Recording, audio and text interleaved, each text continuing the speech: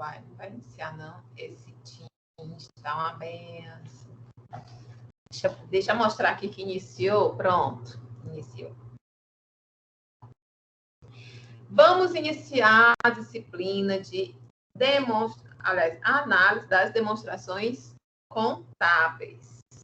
Lá vamos nós continuar dentro da contabilidade. Já vimos contabilidade geral, gestão e análise de custo também, ela é uma parte da contabilidade de custo.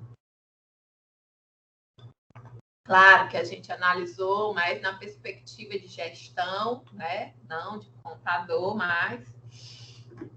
Agora a gente vai falar sobre a análise dessas demonstrações da contabilidade. Na unidade 1, vai falar sobre as demonstrações contábeis em si.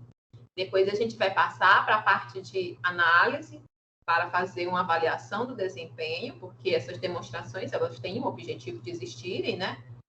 E, por fim, nós temos a parte de gestão financeira. Essa parte de gestão financeira, vocês vão perceber como ele vai puxando alguns conteúdos da contabilidade. Não obrigatoriamente quem vai fazer gestão financeira na empresa vai ser o contador, mas a contabilidade vai subsidiar com informações, né? E para que você, gestor financeiro, consiga entender... Ai, que dor no meu ombro. Vocês precisam ter conhecimento, pelo menos básico, né, de contabilidade. Na unidade 1, os objetivos são simples, é reconhecer quais são as demonstrações contábeis, apresentar aí as demonstrações contábeis de acordo com o pronunciamento técnico e preparar essas demonstrações e analisar. Tópico 1, vamos para a parte, então, da legislação lá, né, que foi colocada, começando sobre as demonstrações contábeis segundo a lei. Aí nós vamos ter 3 leis e esse pronunciamento, né? As leis são de 1976, bem antiga, de 2007 e 2009, já mais recente.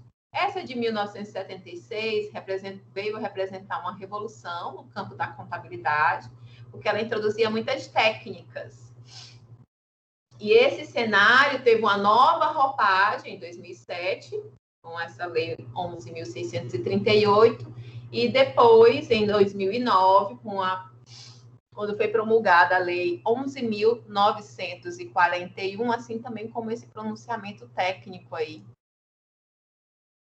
Eu não sei se vocês estão conseguindo enxergar aí direitinho, né? Isso aqui é sobre o exercício social e demonstrações financeiras.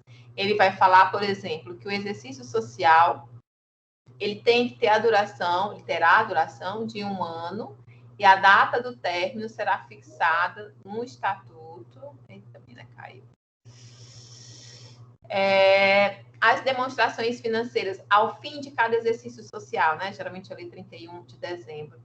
A diretoria vai elaborar, com base na escrituração aí da companhia, as seguintes demonstrações, que devem estar ali, né? Expressas com clareza qual é a situação do patrimônio daquela empresa e quais foram as modificações, as mutações que ocorreram naquele período, naquele exercício social.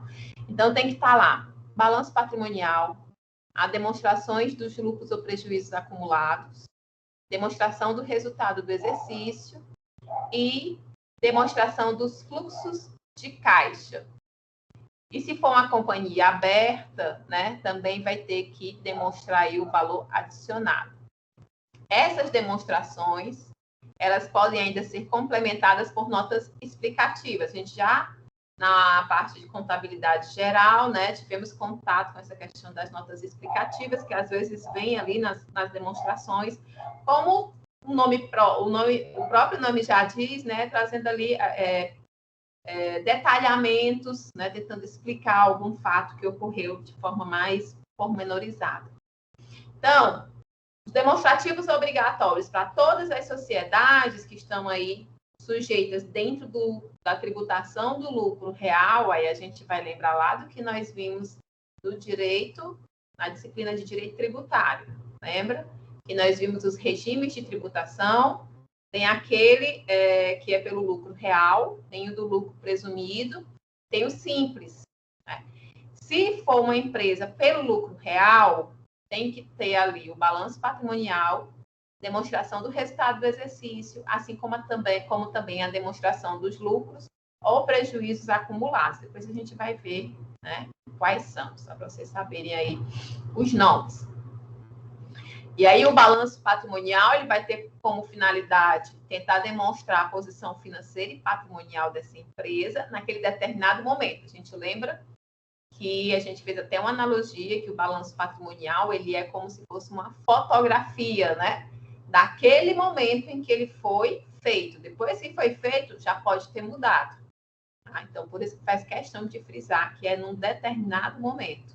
O que representa, por isso, né, uma posição estática, é uma realidade daquele ponto estático, o balanço patrimonial. As contas, né, elas devem ser classificadas segundo os elementos do patrimônio, que vão registrar e agrupar, de uma forma que o conhecimento e a análise daquela situação financeira da sociedade possa ser feita, né?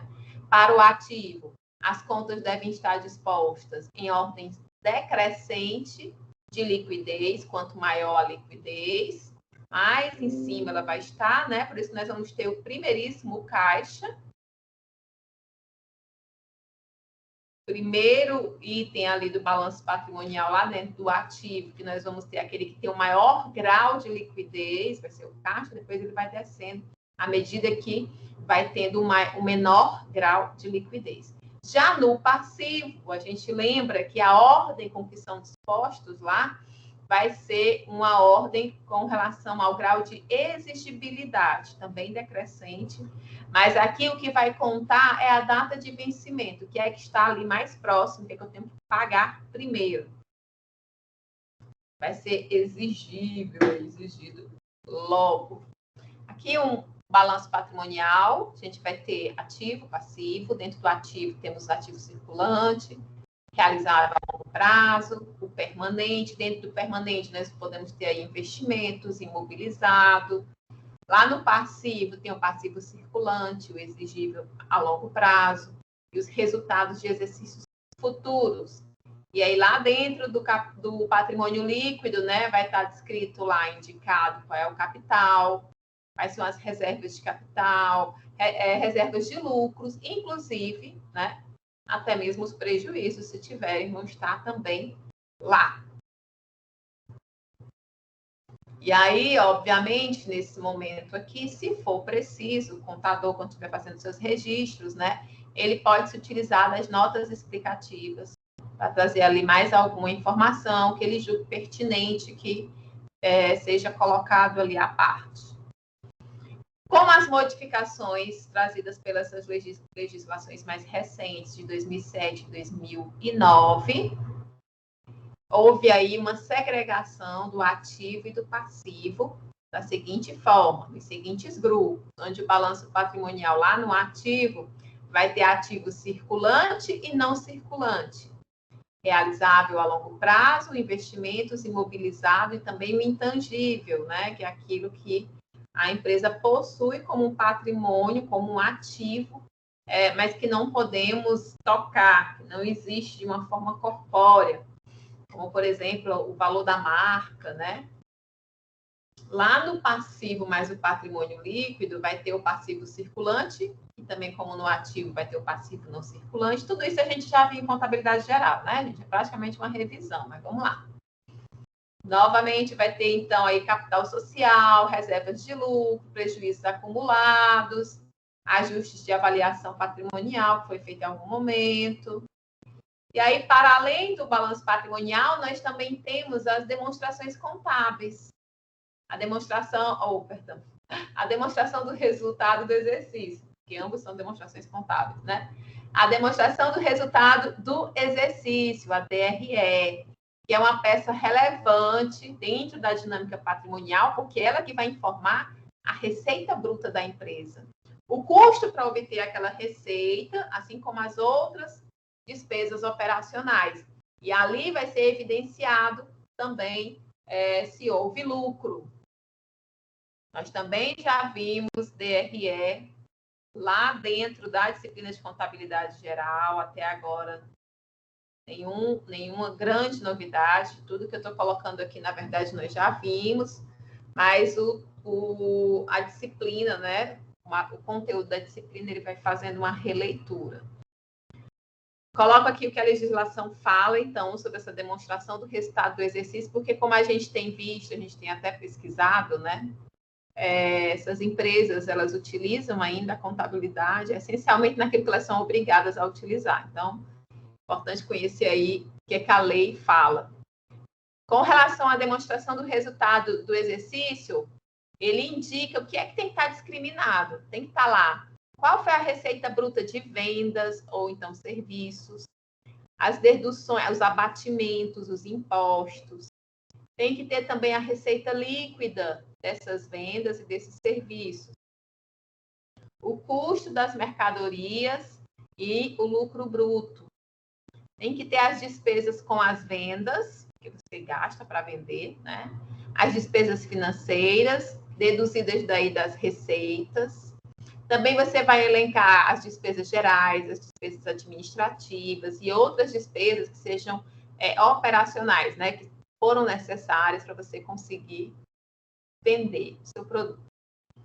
Vai constar o lucro ou prejuízo operacional, o resultado do exercício antes do imposto sobre a renda, a participação também de debêntures, o lucro ou prejuízo líquido. Tudo isso tem que estar lá, né? O seu contador vai aí ter que fazer, né? Lembrando que quem vai fazer isso aqui é o seu contador. Mas é importante que vocês entendam o que significa, né?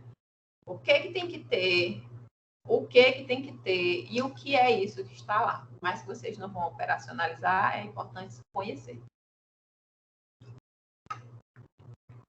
Então, a DRE, ela é um resumo ordenado dessas receitas, das despesas, em um determinado período, que geralmente vai ser ali de 12 meses. Ela vai ser apresentada de uma forma dedutiva. Primeiro, a gente demonstra as receitas brutas de vendas. Na sequência, você vai subtrair dessas receitas os seus custos, as suas despesas, até que você consiga atingir o resultado daquele exercício, que pode ser tanto de lucro quanto de prejuízo. Vai depender aí, né, do seu resultado. Por isso que é a demonstração de resultado, né? Olha aqui um exemplo. Uma demonstração do resultado do exercício. Eles vão ter aqui, ó, faturamento por venda e serviços prestados. Aí eles subtraíram as deduções de receita, abatimentos e impostos, o que vai gerar uma receita líquida de vendas. Daí, dessa receita líquida de vendas, você retira os custos que você teve, o que vai lhe dar um lucro bruto. Ok, minha receita menos os meus custos para fazer aquilo é o meu lucro. Só que ainda vão ser tiradas outras coisas dentro do seu lucro. Ainda não é o seu lucro líquido, é o bruto. O que é que vai sair desse lucro bruto? Vai ser descontado as suas despesas com vendas, as suas despesas administrativas, porque ali, o que é que ele está tirando no começo? Simples, qual foi o custo do produto que você vendeu e qual foi a receita que você conseguiu fazer vendendo aquele produto. Pronto, você tem o seu lucro bruto. Mas a empresa não tem custos apenas, não tem despesas apenas com os custos dos produtos. A gente tem que contratar o pessoal que vai vender, pagar comissão, tem todas as despesas administrativas, entre outras. Então, essas aí vão ser descontadas do lucro bruto. Assim como também, nesse momento, podem ser adicionadas outras receitas que você tenha. Vamos dizer que você tem um investimento, né? A empresa pode ter outras receitas, para além das vendas que faz ou da prestação de serviço. Então, você vai ter aí o resultado financeiro, o líquido também vai ser tirado, né? E você vai encontrar um resultado que ainda não é o seu lucro, porque dali ainda vai ser o quê? Tributado, né? Então, por isso que ele coloca que é o resultado antes dos tributos sobre esse lucro. Então, você tirou todas as despesas e tal, o que sobrou agora nós vamos tirar, que era o que iria para o seu bolso, mas ainda não vai, porque tem que tirar aí o imposto. E aí você vai saber se teve lucro ou prejuízo. Ai, que dor. Os outros relatórios que acompanham tanto o balanço patrimonial quanto a DRE vão ser aí demonstração das mutações do patrimônio líquido, chamado de DMPL, que vai evidenciar, então, quais foram as mutações que ocorreram, porque lá dentro do balanço patrimonial você vai identificar o que tem no ativo, o que tem no passivo, o que é que tem lá dentro do patrimônio líquido e pronto. Essa demonstração, ela vai evidenciar, ela vai chamar atenção para quais foram as alterações desse patrimônio líquido. Por exemplo, aí, com novas integralizações de capital, que pode ter ocorrido naquele período, né? Trazendo o resultado do exercício, que pode ter gerado lucro ou prejuízo. Ajustes que foram necessários ser realizados por conta de exercícios anteriores, né? Em termos de mutações internas, as corporações de reservas ao capital, as transferências de lucro que foram feitas, a demonstração dos lucros acumulados, do fluxo de caixa e as notas explicativas. Tudo aí, essas mutações. Essas informações, quando analisadas em conjunto com as outras demonstrações contábeis, ela vai permitir que o usuário, né, quem vai se utilizar dessas informações, ela consiga avaliar essa empresa segundo a sua capacidade de gerar futuros fluxos líquidos positivos, a capacidade dela honrar com seus compromissos, vai saber se ela vai conseguir pagar suas dívidas de acordo com o desempenho que ela vem tendo, a liquidez, a solvência, sua flexibilidade financeira, a sua performance operacional, o seu grau de precisão com relação às estimativas que você passou, que você planejou, né? Então, você consegue aí ter uma visão importante sobre o desempenho. Vejam que todos os itens elencados ali anteriormente, né, estão relacionados, por exemplo, se ela consegue pagar, se ela é solvente, tudo com relação ao desempenho dessa empresa. Como é que está indo? Como estão indo essa geração de receita, né? Os custos estão sendo cobertos aí pela geração de receita, a gente já viu que vender muito não é sinônimo de lucro.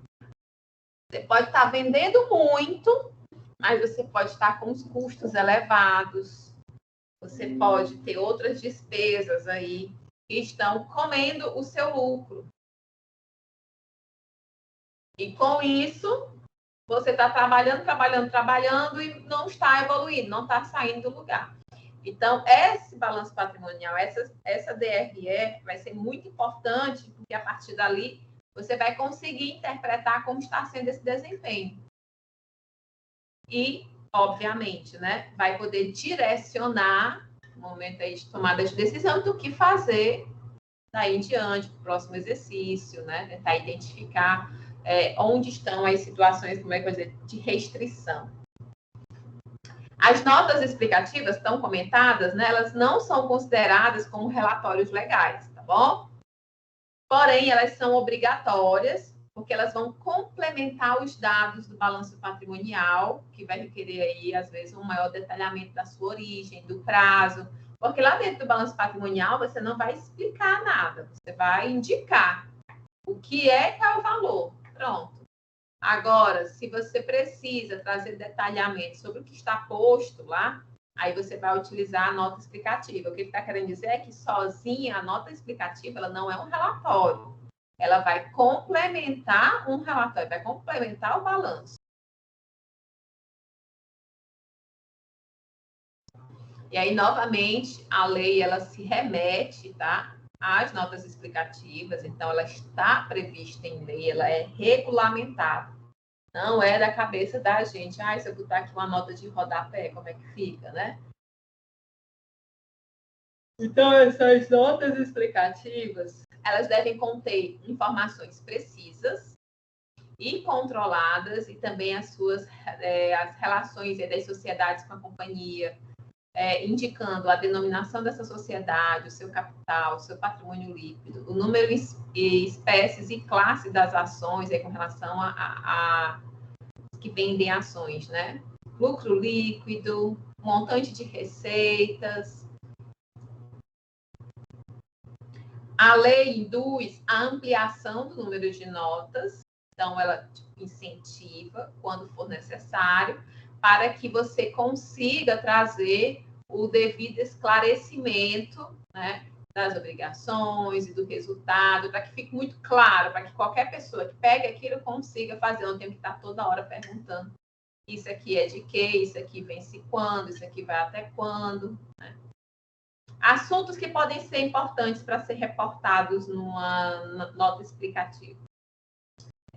Ajuste a valor presente, arrendamento, a questão do ativo intangível, benefícios a empregados, capital social autorizado, estoques, dividendo por ações,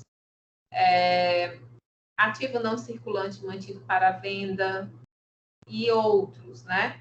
Mas aí tem uma lista daqueles que são relevantes, tem mais. Lucro ou prejuízo por ação, receitas, remuneração dos administradores seguros, tributos sobre o lucro, retenção de lucro, reserva de lucro a realizar. São muitas as opções, né? Essas notas explicativas, elas não se limitam a essas que foram agora apresentadas. E quando houver necessidade para o devido esclarecimento, esse número pode ser ampliado. Ou seja, o que isso quer dizer, de fato, é que na realidade, no cotidiano, quando estiver sendo realizada a contabilidade dessa empresa, de acordo com as especificidades ali identificadas, pode surgir a necessidade de uma nota explicativa que não se encaixe em uma dessas que a gente viu agora.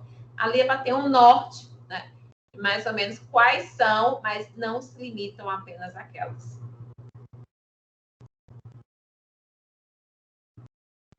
O balanço patrimonial e a DRE, né, elas são apresentadas aí de forma sintética, o que pode gerar dúvidas na hora de você tentar interpretar o que está posto, né? E muitas vezes quem vai ter que interpretar são investidores, que são leigos quanto a esse conhecimento mais técnico dessas demonstrações contábeis. Então, nesse sentido, quanto mais compreensíveis forem essas demonstrações, mais interesse você vai conseguir despertar nos usuários dessa informação.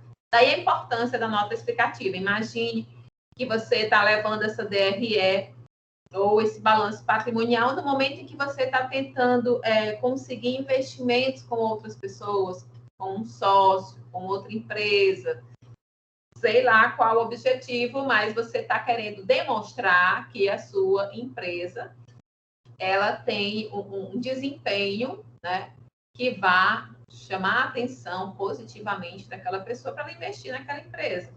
Então, você vai com essa demonstração contábil e você, de repente, entrega a pessoa leva para casa e, não, depois eu vou dar uma lida, eu te dou um retorno.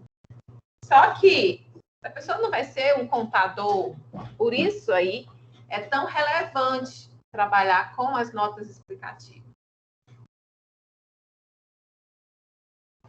O estudo das demonstrações, então, vai ser de fundamental importância para a análise desses balanços, porque quando a gente compreende a estrutura dessas demonstrações, a forma como é contabilizada e como é feita a apuração, a gente consegue desenvolver avaliações mais acuradas dessas empresas, com informações que realmente serão capazes de trazer um diagnóstico do desempenho dela. A lei de 2007, ela introduziu alterações na estrutura das demonstrações financeiras. Como? A gente já viu isso aqui também, mas vamos lá. Ativo e passivo, que agora ficou, né, entre circulante e não circulante. Houve uma extinção do grupo que existia antes, que chamava ativo permanente. Então, se por acaso cair uma questão aí que está identificando dentro do balanço patrimonial um ativo permanente, né, você sabe que essa nomenclatura não é mais utilizada, então você já considera errada essa questão. Essa opção, né?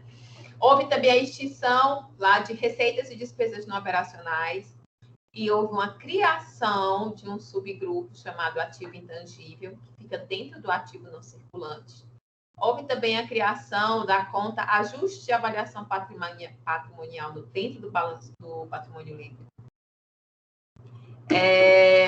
Foi vedada a prática de reavaliação de ativos de uma forma espontânea. E o saldo da conta de lucros acumulados deve ter destinação definida. Onde é que vai esse saldo? Olha aí, então, a gente tem o antes e o depois. À esquerda, nós vamos ter o antes, que era regido por essa lei de 1976, e à direita, de acordo com a nova legislação. Então, só a demonstração em diagrama do que a gente acabou de ver, né? Aquela listinha. A gente consegue identificar aí no ativo, na terceira linha, que existia esse ativo realizável a longo prazo, que não tem mais, agora é ativo não circulante. Né? Esse ativo permanente que também sai, vira realizável a longo prazo, por aí vai.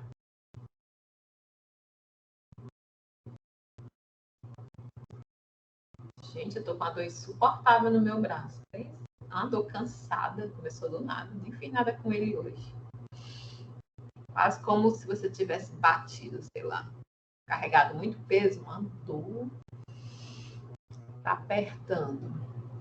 E aí nós vamos ter esse pronunciamento técnico que trata da apresentação das demonstrações contábeis. Ele estabelece uma estrutura mínima para essa DRE, que se baseia também nas determinações legais. A gente já deu uma lida agora há pouco na legislação, mas vamos lá. Tem receitas, custos de produtos, o lucro bruto, as despesas com vendas, a parcela dos produtos resultados da empresa que foram investidos, resultado antes das receitas, as despesas e receitas financeiras, até que a gente chega no resultado líquido do período em si. E são abordados também outros aspectos relativos à DRE. Primeiro, é a necessidade de divulgação de forma separada da natureza e montante dos itens de receita e de despesa, quando serão, então, quando forem relevantes. Então, tem lá no artigo 98 dizendo que as circunstâncias que vão dar origem à divulgação separada, elas vão incluir reduções nos estoques, ou então uma reestruturação das atividades. Tudo isso pode fazer surgir a necessidade de divulgação de forma separada, então, ok? E a necessidade de uma subclassificação das despesas. Como as despesas elas devem ser subclassificadas a fim de você descartar componentes do desempenho que possam diferir em termos de frequência. De você trazer aí, olha aí, a DRE segundo o CPC 26. Aqui a gente tem um método de cima, segundo a função dessa despesa. Então, você vai ter ali receitas de despesa, custo dos produtos vendidos, o lucro, as despesas de venda, né? Lembrando que o que está aí, gente, entre parênteses, é o que é negativo, que é o que vai ser subtraído. Ó. Lá na receita de venda foi R$3.000. Você subtrai 700 que foram dos custos, você vai ter o lucro bruto de 2.300. Só que aí você ainda vai tirar as outras despesas, né? Vai tirar as despesas de venda, que foi 50, as despesas administrativas, que foi 230, e outras que fecharam em R$100. Se você somar 100 com 230 dá 330, com 50 dá 400, não, 330, né? 380. Se você tirar 380 de 2.300, você vai ter, então, esse resultado antes dos tributos de 1.920. Marcela, esses 1.920 é o que eu posso botar no bolso? Não, ainda vai recair aí ainda o imposto de renda, né? E a contribuição vão ainda ser descontado tributos. Depois disso é que vai cair no seu bolso. Agora, o método segundo a natureza da despesa. Então, ele separa, né? Ele coloca aqui um é receita, né? Vamos dizer assim, um é positivo, o outro é negativo. Olha, as receitas de venda foram de 3.000. Consumo de matérias-primas, variação de estoque, está dando aí 700. Salários, as depreciações, despesas com comissões, outras despesas. Todas as questões que são descontadas, que é o que está aqui nessa coluna do meio, né? dá R$ 1.080. E aí você, subtraindo os 3.000 que foram de receita, você vai ter 1.920. Claro, o resultado foi o mesmo. Apenas a metodologia utilizada para montar essa DRE que foi diferente. Ok?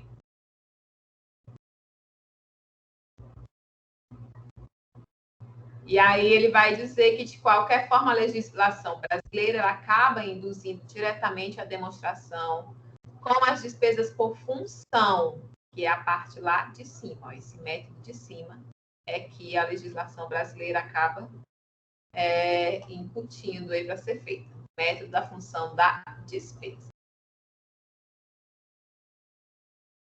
E aí, mais uma demonstração contábil que foi instituída por esse pronunciamento técnico e vai instituir a obrigatoriedade de elaboração da demonstração do resultado abrangente do exercício. Então, nós tínhamos antes a demonstração do resultado do exercício, a DRE. Aqui nós temos do resultado abrangente desse exercício, que é a DRA. Ela pode ser apresentada dentro das demonstrações das mutações lá do patrimônio líquido ou através de um relatório próprio. É sugerido que se faça uso dentro da DMPL, né? E quando apresentada em demonstrativo próprio, essa DRA, ela vai ter como valor inicial o resultado líquido daquele período que foi apurado lá já dentro da DRE, o finalzinho da DRE. Pronto. Tem como base aquilo dali. Seguido de outros resultados abrangentes. E aí ele vai dizer quais são, né? A estrutura mínima para essa DRA. Identificar o resultado líquido do período. Cada item dos outros resultados abrangentes que foram classificados aí, tem que estar identificado. A parcela também de outros resultados de empresas investidas. E o resultado abrangente do período, ou seja, tudo que não está elencado, que nós vimos que tem que constar dentro da DRE, mas que existe na realidade da sua empresa, né, vai ser elencado, vai ser distribuído, registrado dentro da DRA. É isso que ele está dizendo. E aí, para você iniciar a DRA, você vai levar o seguinte pensamento em consideração. Poxa, eu tenho que fazer o balanço patrimonial, para isso eu tenho que fazer a DRE. Então, eu fiz a minha DRE de acordo com a legislação, elenquei todos os fatores lá importantes que são determinados. Ok. Tive o meu resultado. Mas esse resultado, ainda existem outras, vamos dizer assim, variáveis envolvidas que não são abarcadas, não são para ser identificadas dentro da DRE. Você identifica dentro da DRA. Olha aqui um exemplo de DRA. Começa pelo lucro, que é o final da DRE, né? O valor final. No caso aqui, ó, foi de 272 mil.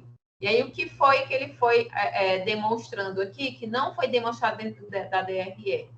A parcela dos sócios da controladora, parcela dos não controladores, são outras despesas. Ajustes de instrumentos financeiros, tributos sem ajustes, ajustes de conversão, tributos, outros resultados que ele coloca de forma aqui abrangente, né? Então, eles vão elencando aqui tudo, parcela dos sócios da controladora novamente. E aí, ele vai fazendo toda essa demonstração, ó. 272 mil, né, era o que tinha. Esse ajuste a gente vê que o que está entre parênteses aí também vai ser negativo. Mas vocês têm que ter em mente aqui de importante para a DRA, que ela existe, de preferência que ela venha lá dentro da demonstração de imutação do patrimônio líquido. Ela vai, para iniciar ela, você precisa ter o resultado que foi apurado na DRE, e aqui ela vai trazer o que não cabe estar dentro da DRE. Esse aqui é um modelo, aliás, é um exemplo, não é um modelo, porque as situações vão se adequando à realidade de cada empresa. Então, a gente viu que precisamos de balanço patrimonial, DRE, DRA, sobre as notas explicativas, a sua importância, as alterações que aconteceram no balanço patrimonial, de acordo com a alteração na legislação, que é importante a gente conhecer. E também relembramos, né, que o ativo, as contas do ativo, elas vêm em ordem decrescente de liquidez. Aqueles que têm maior liquidez vão estar sempre mais no topo. E os que têm menor vai descendo ali a indicação até aquele que tem a menor liquidez. No passivo, as contas serão identificadas também em ordem decrescente, mas agora de exigibilidade. Aqueles em que estão mais próximo do pagamento, da exigibilidade, né, está mais próxima, vai ficar mais no topo. E aí vai sendo distribuído, considerando aí que vai organizar da maior exigibilidade para a menor. Ok, esse era o tópico 1. Vimos também alguns exemplos de possibilidade de notas explicativas, né? E a questão, compreendemos melhor, um pouquinho melhor, né? Relembramos, na verdade, a disposição da DRE. DRE é bem importante a gente ter focado ali, compreender, né, como é que ela é colocada, porque é algo que realmente é bastante utilizado. E agora a gente vai para o tópico 2, falar sobre a preparação das demonstrações contábeis para análise. Porque ali a gente estava elencando, mostrando quais são essas demonstrações que a legislação diz que a gente tem que fazer, mas a gente sabe que elas são realizadas, elas são elaboradas com um objetivo claro, que é o quê? Análise. Não é só para a pessoa ficar trabalhando ali de graça. Você tem que utilizar aqueles dados, transformar em informações. Quando a análise ela é convenientemente manuseada, ela pode se transformar num poderoso painel de controle do administrador. Então, para isso, vão existir algumas condições que têm que ser efetivadas para uma análise aí desses balanços. A saber, primeiro, a contabilidade da empresa ela deve ser mantida com esmero, sem interferências manipuladoras ou normalizantes de resultado. O que é isso? Gente, todos esses dados, eu falei aqui, eles são utilizados para analisar o desempenho. Então, você tem que ter muito cuidado. Não pode ser feito de qualquer forma. Tem que ser feito, por exemplo, cumprindo os princípios da contabilidade. Tem que ser feito com responsabilidade. Tem que tudo ser registrado para que você realmente tenha todos os dados ali indicados. E ela não pode ter interferências manipuladoras de você tentar manipular esses dados para que pareça que a situação esteja melhor, porque não adianta você tentar se iludir aqui. Tem que ser a realidade, tem que ser. Você vai tomar decisões baseadas nesses dados. Esses dados têm que ser precisos. Tem que ter o quê? Credibilidade, porque senão corre o risco de você estar tomando decisões, às vezes, que vão gerar até mais despesas para aquela empresa, achando que você está numa situação de geração, aí, por exemplo, de lucro confortável, mas na verdade foi manipulado. Ou não foi feito com o cuidado necessário e está gerando um resultado ilusório. Então, é algo para ser feito com muita responsabilidade. Não se pode brincar aqui. Senão a sua tomada de decisão já era, né? A segunda, as firmas de médio e grande porte, elas devem ter as suas demonstrações auditadas, se não pela auditoria independente, pelo menos deve ter uma auditoria interna. Marcela, pensei que a auditoria era só coisa de órgão público. Gente, imagina a situação. Eu já acabei, estou tentando mostrar que são muito importantes esses dados que são registrados pela contabilidade. Então, você tem uma empresa, você contrata uma outra empresa, por exemplo, terceiriza a parte de contabilidade. Natural isso acontecer, ok. Mas vamos supor que lá na sua empresa contratada exista alguém que de alguma forma pode estar manipulando os dados para de repente ficar com parte do seu lucro. poxa, o que vai mostrar o que, é que eu tenho de lucro, né? Essa contabilidade vai fazer esse registro. Outro dia mesmo eu estava assistindo uma série. Pronto, Suits, eu acho que eu já indiquei para vocês, né? Tinha um episódio de Suits em que eles foram ajudar uma empresa de contabilidade que fazia a contabilidade deles. E no final, eles foram ajudar para demitir uma pessoa. E no final, eles acabaram descobrindo que essa empresa de contabilidade estava roubando eles. Tiram os centavos aqui e ali, em cada conta, né? Aí você não percebe, mas quando junta tudo, aí dá um dinheiro esse significante. Só que está saindo da sua empresa e indo para o bolso de outra empresa que não está fazendo trabalho. Então, para que serve essa auditoria?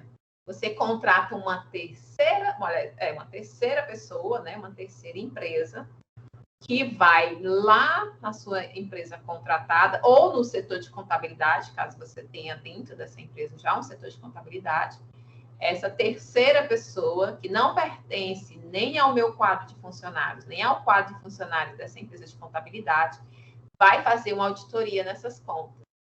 Vai verificar se realmente o que está sendo posto dentro das demonstrações é o que de fato tem acontecido. Vai verificar se algum erro foi cometido ou se está tendo mesmo um desvio. Por isso que ela está colocando, é importante. Médio e grande porte, porque geralmente são números maiores, né? Maior vulto.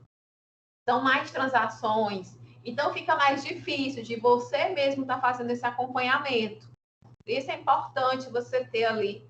E há também a possibilidade de você ter uma auditoria interna, onde você vai ter alguém contratado para essa finalidade, para verificar se os processos estão caminhando como deveriam, se há necessidade de ajuste para evitar erros que podem vir a prejudicar essa empresa, ou a mesmo para identificar que erros estão sendo cometidos de forma proposital, né? E não é mais erro, né, gente? Terceiros demonstrativos, objetos de análise por meio de índice, eles devem ser corrigidos detalhadamente e deve considerar aí as variações do poder aquisitivo da moeda, ou seja, o analista ele tem que reconhecer os efeitos inflacionários. A gente sabe, nós já estudamos sobre inflação. Inflação é a perda do poder de compra do seu dinheiro. É o seu dinheiro se desvalorizando. Né? Toda vida que eu vou ao supermercado, gente, dá uma tristeza. Supermercado e botar gasolina. Cara, coloca assim, Ave Maria, parece que é só o cheiro da gasolina. Meu povo, sei não, onde é que nós vamos parar. E quando chega a conta de luz, então, já chegou aí, gente, para vocês? A minha chegou, a gente passou um dia deprimida aqui em casa.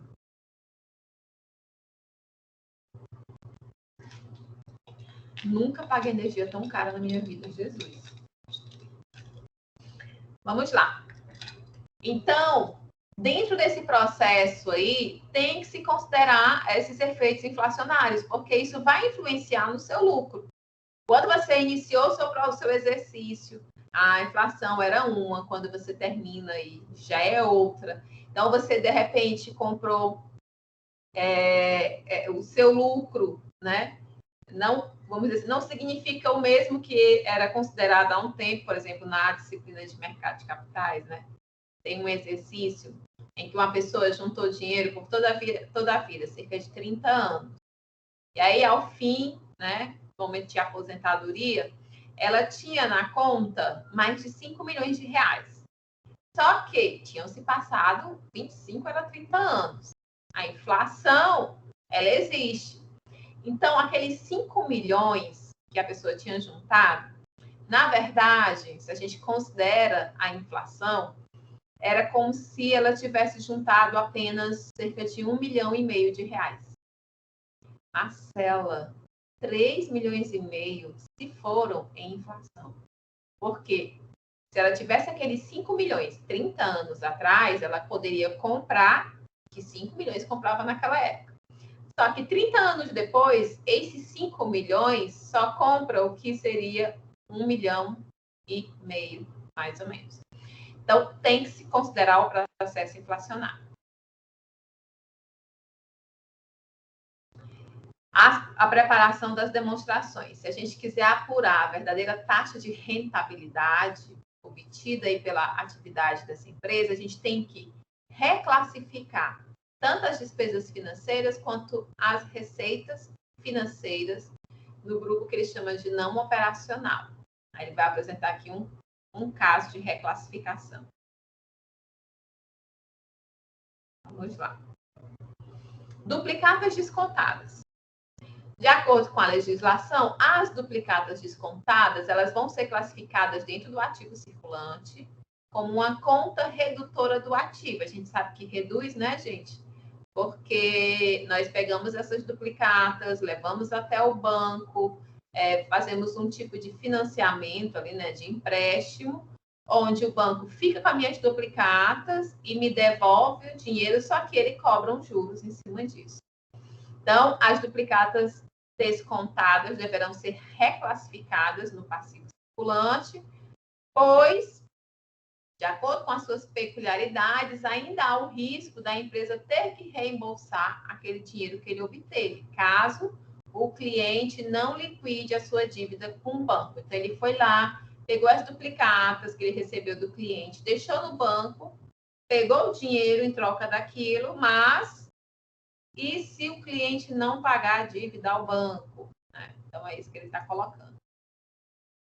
Aí ele vai demonstrar uma situação de duas empresas, Rio e Mar, que possuem o mesmo valor no ativo circulante, também no passivo circulante. Aí vamos aqui para as questões de duplicatas descontadas. Então, à esquerda a gente tem a empresa Rio, à direita a gente tem a empresa Mar.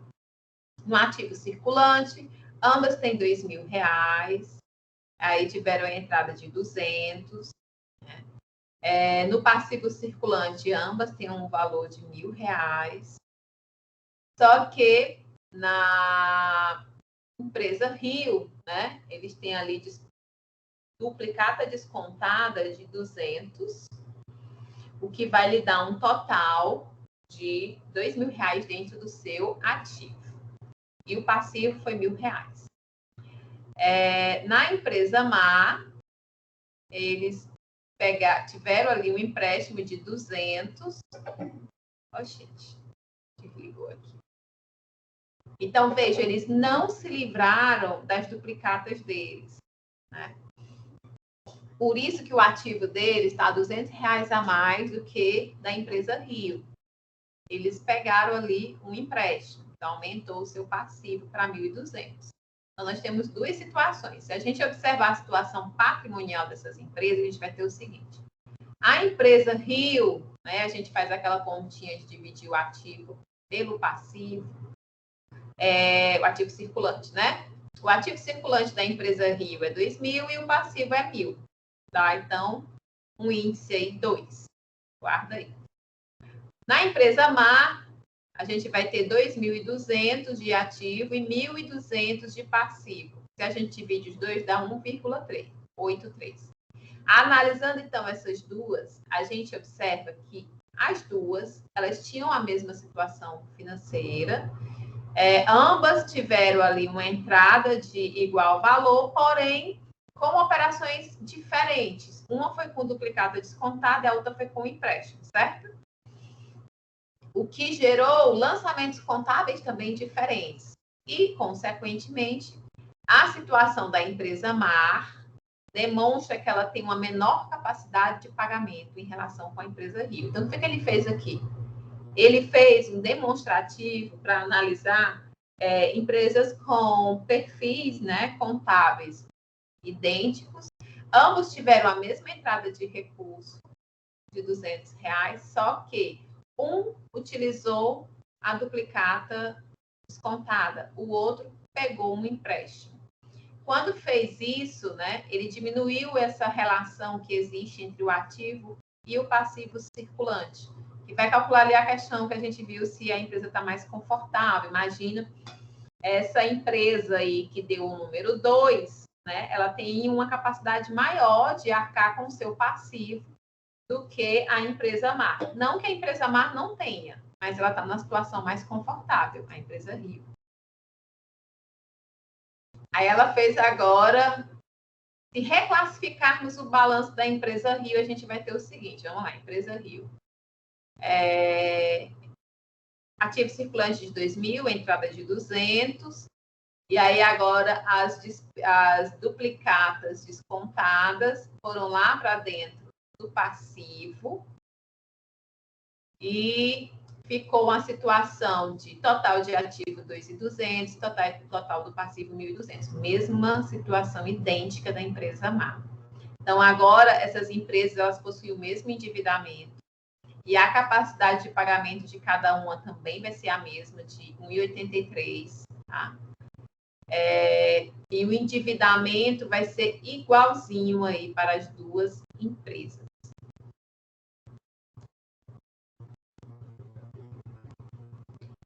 Despesas do exercício seguinte. Esse é o único grupo de contas que ela não vai se converter em dinheiro. Então, ela não serve para você pagar suas dívidas. Você não vai contar com eles. Tá? Ela vai ser classificada no grupo do ativo circulante, porém, não se transforma em dinheiro. Essa despesa ela vai reduzir o lucro do próximo exercício. Como consequência, também o seu patrimônio líquido, né? Então, os analistas mais conservadores, eles preferem, no momento da análise, deduzir esse grupo de contas logo do patrimônio líquido, excluindo logo do ativo circulante. Então, ele prefere ser mais prevenido, né? Eu tenho uma previsão aqui, essa questão das despesas já para o exercício, né? Seguinte, já vou aqui calcular retirando ele do lucro do próximo exercício, já que eu vou ter que arcar com essas despesas. O subgrupo diferido, ele tem sofrido ajustes por parte de muitos professores e analistas que deduzem ele do patrimônio líquido sob uma alegação de que se trata aí de despesas que vão compor resultados de exercícios futuros.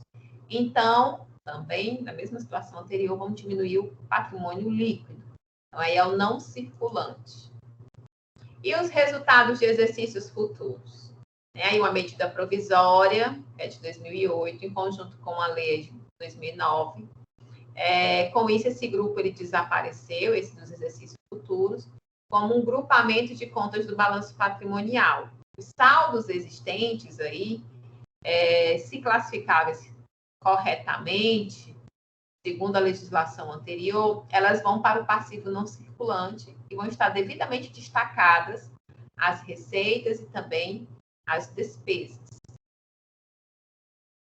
Essa parte é bem técnica, né, gente? É bem chatinha. Para a gente que não vai fazer contabilidade, né? Ela é mais chatinha, porque os primeiros semestres de administração e contabilidade, eles são idênticos, né? Acho que é a partir do quinto que difere. O leasing. O leasing é uma forma aí de empréstimo, né? Financiamento. Leasing ou arrendamento mercantil.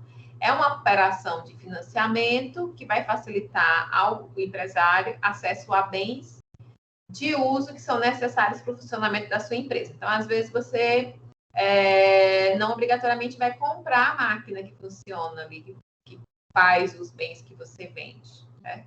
Você pode ter feito um leasing, onde mensalmente você é pago aí mensalmente, não se caracteriza como ativo antes dessa lei de 2007, embora o bem esteja dentro da empresa, mas a empresa ela não tinha a posse. Aliás, ela só tinha a posse, não tinha a propriedade. Deixa eu dar um exemplo, né? Como é que é o leasing? Você compra a máquina e aí você paga o financiamento dela, só que, até para ser uma forma de baratear esse crédito, né? Esse bem não é passado para o seu nome. Ele não é uma propriedade sua ainda. A empresa que te vendeu, que fez o leasing para você, ela te dá a posse, né? A gente viu isso lá em direito civil, a diferença entre posse e propriedade. A posse é o poder usufruir do bem. Agora, a propriedade é estar registrado que aquele bem me pertence. Quando existe o leasing, ele não lhe pertence. pertence à empresa. Você pode comprar um carro financiado. Aí você pode encontrar taxas mais atrativas de juros, né? Taxas a menos de 1%. Geralmente são leasing. A empresa compra, então ela vai complementar o seu dinheiro para comprar aquele carro, mas no documento do carro ele sai no seu nome, mas ele tem uma observação bem grande, dizendo que é propriedade daquela empresa, a quem você financiou parte ou todo aí, né, do seu carro. Então, quando você terminar de pagar, aí sim, no próximo ano, o documento do seu carro vai vir só no seu nome, não vai vir nenhum tipo de observação que limite a sua propriedade, né, sobre aquele bem. Da mesma forma, acontece com empresas, indústrias, na hora de comprar maquinário. Maquinário é caro, né? Tecnologia, às vezes você não dispõe de todo o recurso necessário e opta, então, por essa opção. Existem várias modalidades de leasing. Ele vai citar 3 aqui, que são as mais utilizadas. Tem o leasing financeiro, que é o financiamento que tem uma característica de aluguel. Então, se a empresa ela quer adquirir um equipamento, ela vai poder, ele vai poder ser adquirido à vista ou a prazo e vai ser, então, financiado via esse leasing. O leasing operacional, também conhecido como renting, é um contrato de locação conjugada com assistência técnica quanto aos bens que você locou. Por exemplo, computador, avião, não vai ter a necessidade de que haja uma opção de compra. É praticamente como fosse ali uma locação, né? E já vem com assistência técnica. Você não tem que se preocupar com isso. E o leaseback é uma operação realizada pela instituição financeira com essa empresa. O banco vai comprar bens de uso permanente de uma determinada empresa, porém, ele os deixa na posse da vendedora a título de leasing, mediante uma cobrança de aluguel. Vai existir aqui o direito de recompra dos bens pela empresa que está ali vendendo a essa opção.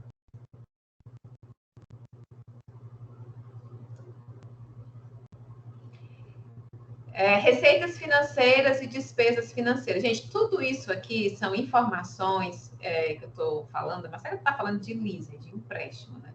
Porque você vai registrar isso na contabilidade. Então, são tentando trazer esclarecimento sobre itens que podem ser necessários, né? Caso a sua empresa tenha feito esse tipo de transação, de estar ali identificados nas demonstrações contábeis. Então, é importante que vocês saibam o que são, né? As receitas financeiras de despesa aqui no demonstrativo de resultado do exercício vão estar reclassificadas as contas de despesas financeiras e receitas financeiras. Aí aqui vai citar a lei das SAs, né?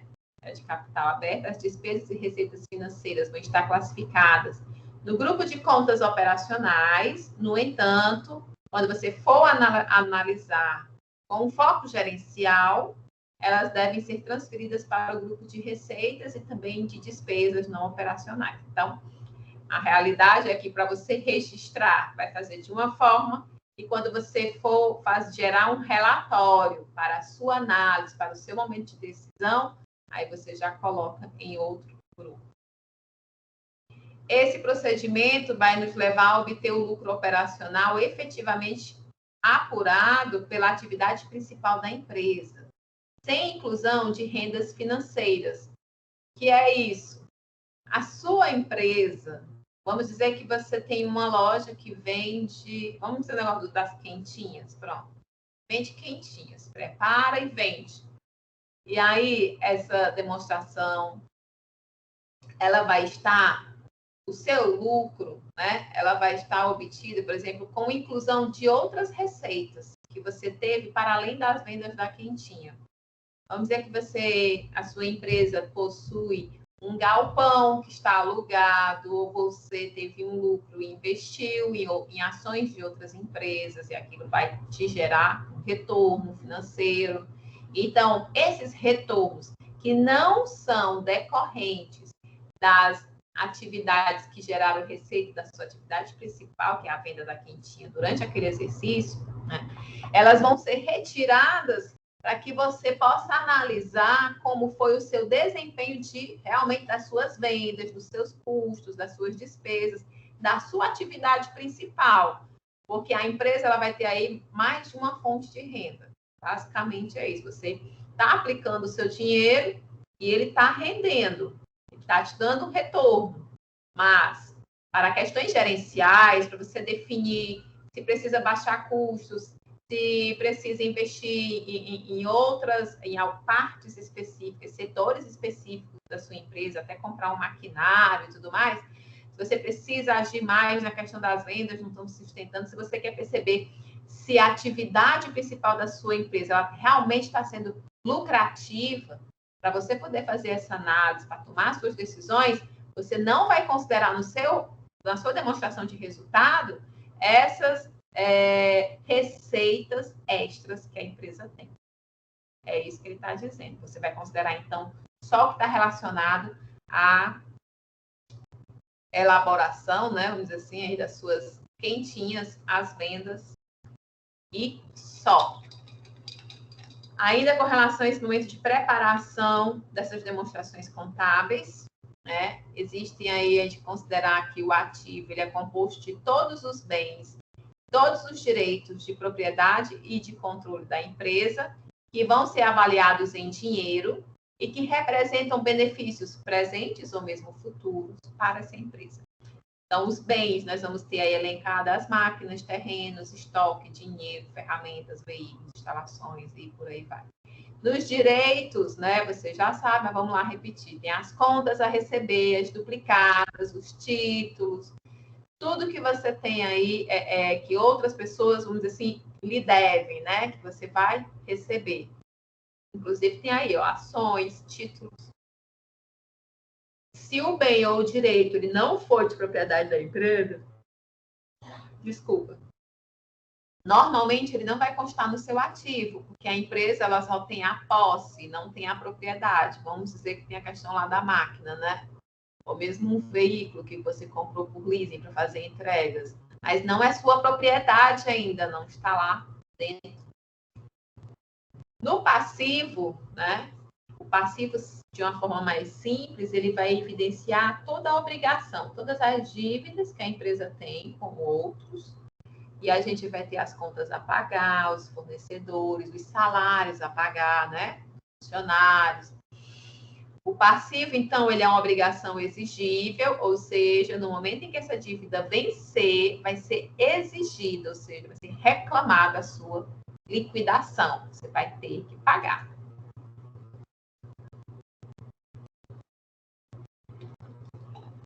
Aí vamos falar do reconhecimento dos efeitos inflacionários. Vamos falar novamente, né? Vamos ratificar informação. Então, é importante para a gente evitar resultados distorcidos pela questão da variação da nossa moeda, né?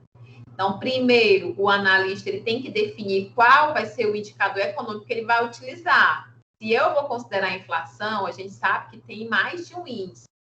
Qual é o índice que eu vou analisar? Vou estudar e verificar aquele que vai me dar o índice, né, que mais se adequa, que vai me trazer uma maior segurança de que eu esteja realmente fazendo uma análise que vai trazer os resultados que eu preciso. E aí a gente tem como exemplo o IGPM, o IPCA. Né?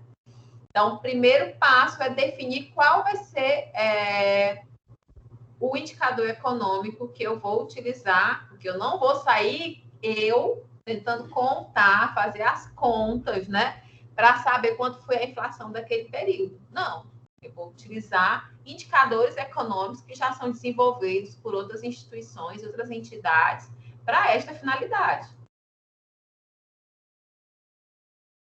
E aí você vai aplicar, né, ao seu resultado para saber quanto é que o seu dinheirinho está valendo, de fato.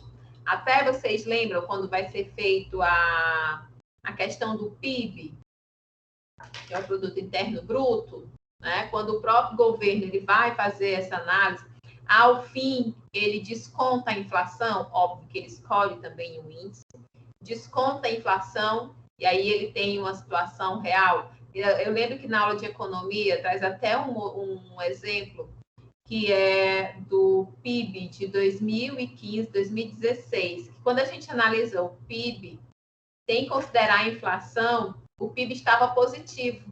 E à época a gente estava passando por um momento de recessão. As pessoas não estavam ali comprando. Como é que houve esse crescimento, né?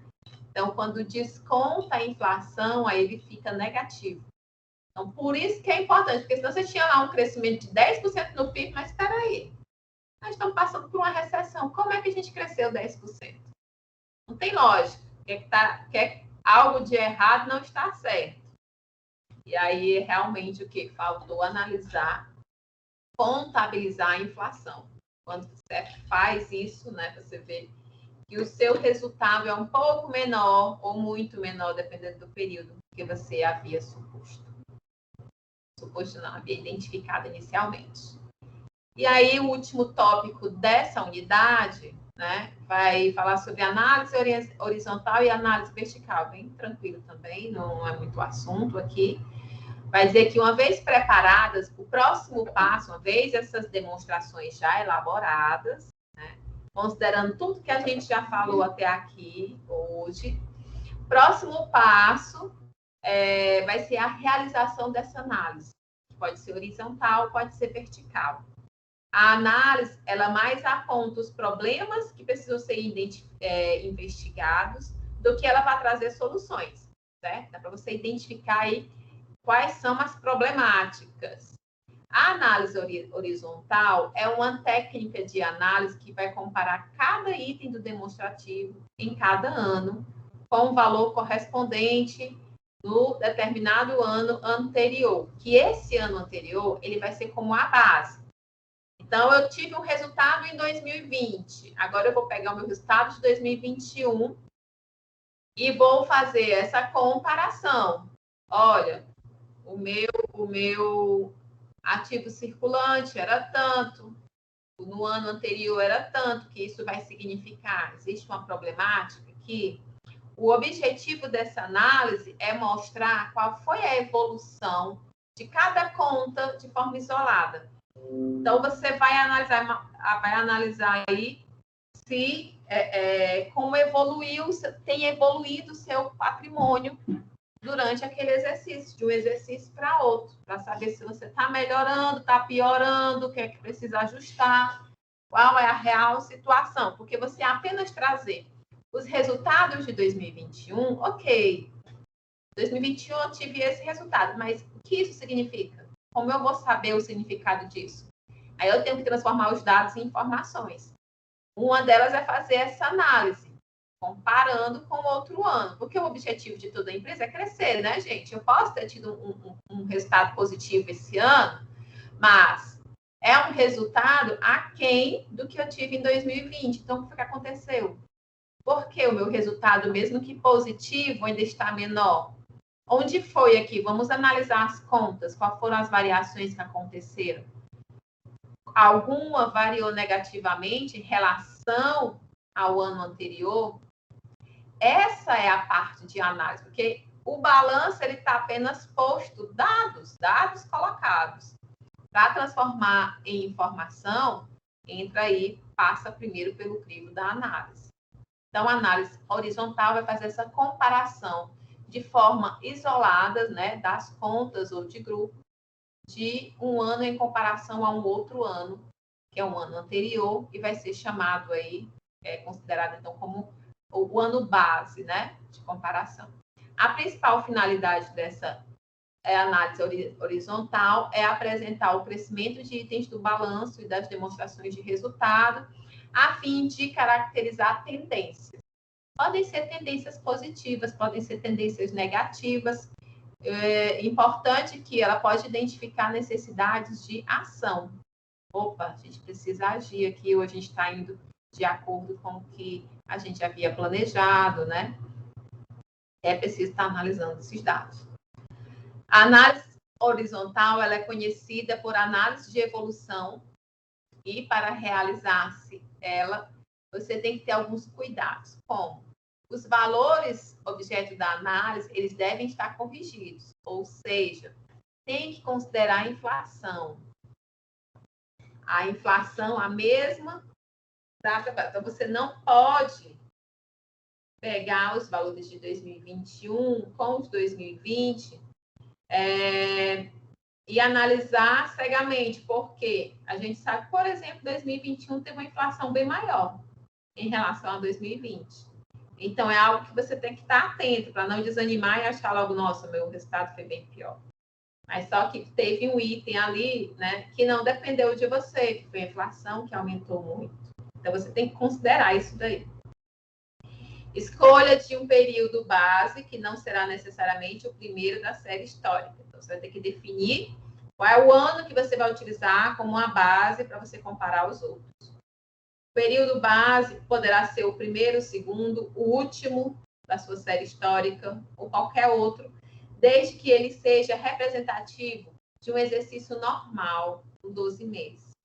Se a gente analisar a realidade de 2020, talvez não seja um ano bom para você ter como uma base, porque a realidade de mundo de 2020 foi totalmente atípica. Por mais que você tenha tido resultados positivos, né, é dentro de uma situação de anormalidade. Você não tem como saber se aquilo vai se perpetuar. Muito pelo contrário, provavelmente não vai.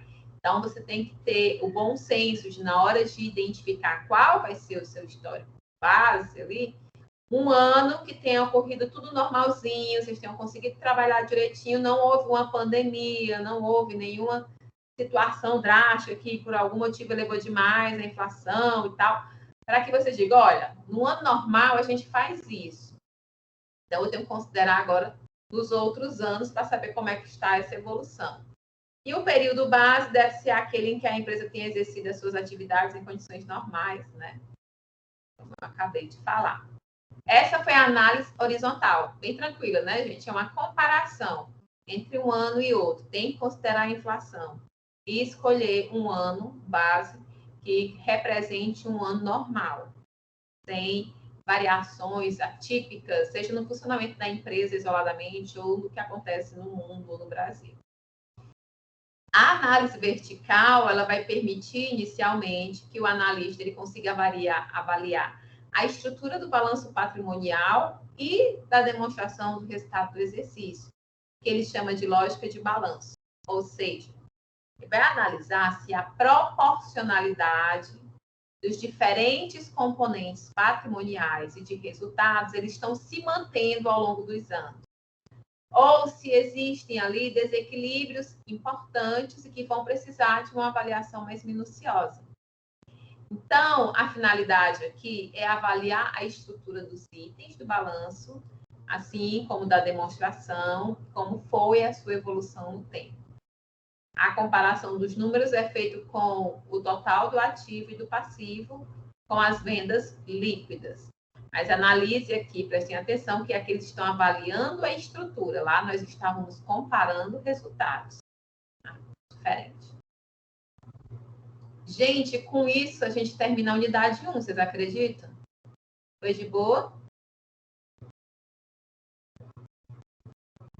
Agora tem essas partezinhas técnicas aí. Será que o meu áudio está ligado aqui? Deixa eu ver. Tá. Tudo bem? Porque eu vou entrar aqui já na unidade 2. Unidade 1, a gente fez uma releitura do que vimos em contabilidade geral. Identificamos as principais demonstrações contábeis às quais a gente tem que estar atento, né? Compreender. Vimos alterações que ocorreram pela legislação na estrutura do balanço patrimonial. Vimos a importância das notas explicativas. Vimos algumas operações da empresa que podem estar identificadas dentro das suas demonstrações, como o leasing.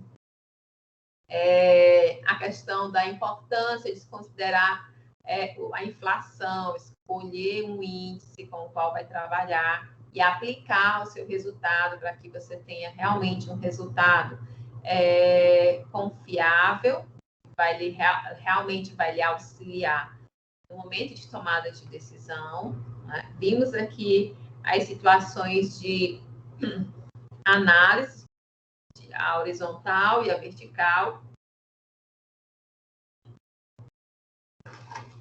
E agora a gente vai para a análise para avaliação de desempenho. Nessa unidade, a gente vai ter contato aí para aprender a calcular indicadores de liquidez, calcular, veja que todos são calcular, vocês estão vendo todos os itens aí, ou é calcular ou é apurar, que é a mesma coisa, né? Tudo é calcular. O que é que eu vou calcular aqui? Então, vocês, já vou adiantando que vocês vão ter que resolver exercício na unidade 2 para compreender bem a temática, porque ela traz fórmulas para você calcular esses indicadores. Não são difíceis, mas vai exigir da gente, né, nós estarmos antenados com essas demonstrações contábeis, porque esses valores vão sair de lá, certo? Então, indicadores de liquidez, de estrutura de capital, de rentabilidade, de lucratividade e de liquidez dinâmica. Então, para você, eu vou mostrar aqui, vou falar para vocês a fórmula, traz exemplo, mas para vocês aprenderem de fato e sair daquela zona onde eu falo, vocês compreendem o que eu falo, mas depois vocês não lembram, não entendem, sozinhos não conseguem, porque você precisa exercitar. Pelo menos ler novamente lá no livro, assistir a aula novamente, anotar, resolver ali um exercício ou 2, mas precisa fazer. Tá? Lembrando que a gente tem tempo, ó, vocês estão vendo a unidade, já viram a unidade 1. E dentro do cronograma de vocês, a unidade 1 está prevista para acontecer apenas na semana que vem. Isso quer dizer que semana que vem é dia 10, né? Isso quer dizer que só vai ser liberada em 1 no dia 17. Provavelmente, lá pelo dia 17, a gente já vai estar próximo de terminar a disciplina ou já ter terminado. Então, vocês têm tempo para poder estudar antes de serem liberados ou abertos os prazos de resolução das provas. Façam isso, tá bom? Se a gente tiver, vocês forem estudar, resolver questões, permanecerem dúvidas, aí vocês me demandam, indiquem aí essas dúvidas, porque aí a gente pode fazer um outro momento só para tirar dúvidas, aprofundar em alguma temática, tá? Eu só preciso vocês me demandem o quanto antes, porque eu tenho que elaborar material e o tempo não é muito, tá bom? Então, vamos lá. Unidade 2, tópico 1, indicadores de liquidez. Os índices de liquidez não são índices do fluxo de caixa, que tem por objetivo aí comparar as entradas e com as saídas do dinheiro. Mas elas são índices que, a partir do confronto entre ativo circulante com as dívidas, vão procurar, então, medir quão sólida vai ser a base financeira dessa empresa. Então, olha, ela não vai focar aqui no fluxo de caixa, ela vai focar ativo circulante, com dívidas. Uma boa empresa que apresenta bons índices de liquidez, ela tem condições de ter uma boa capacidade de pagar suas dívidas, mas isso não garante que ela estará obrigatoriamente pagando as suas dívidas em dia. Porque existem outras variáveis, como prazo de pagamento, renovação de dívidas, que podem influenciar. Então, não confundir uma coisa com a outra. Ter bom índice de liquidez indica uma capacidade de pagar as suas dívidas. Não quer dizer que você vai conseguir pagar tudo em dia.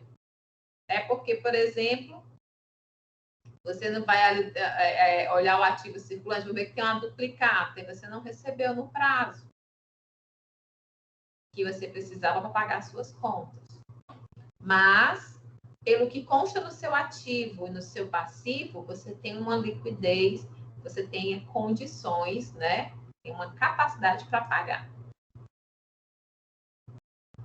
Se o analista se deparar com um índice de liquidez inferior a 1, não deve, no ato, considerar que a empresa não tem condições de pagar as suas dívidas. Para ficar mais claro, ele vai dizer assim, o autor vai apresentar a análise de liquidez pelo avesso.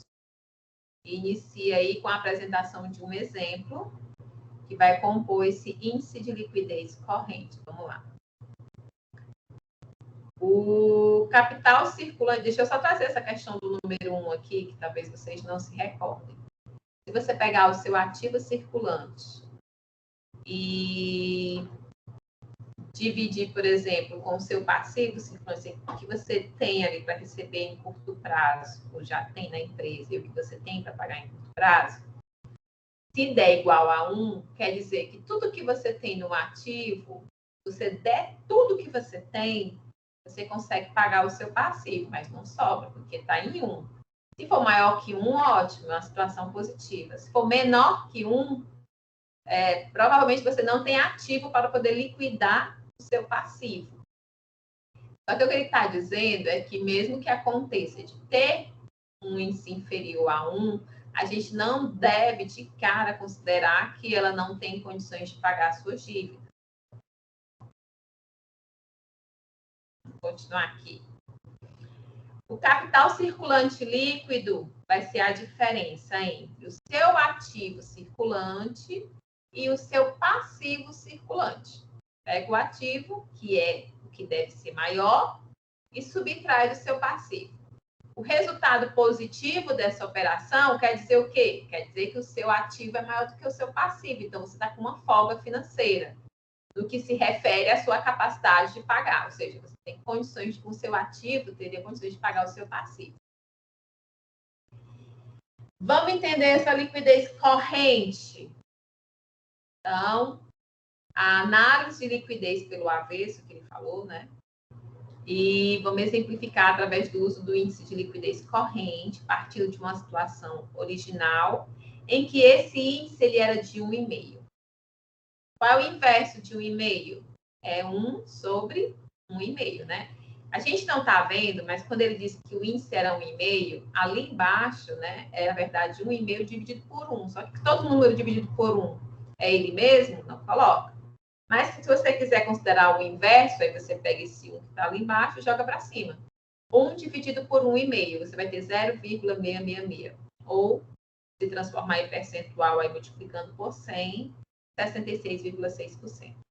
De acordo com esse autor, esse resultado de 66,6% significa que 66,6% do seu ativo circulante, eles estão comprometidos com dívidas que você tem que pagar aí no curto prazo, que estão dentro do seu passivo circulante.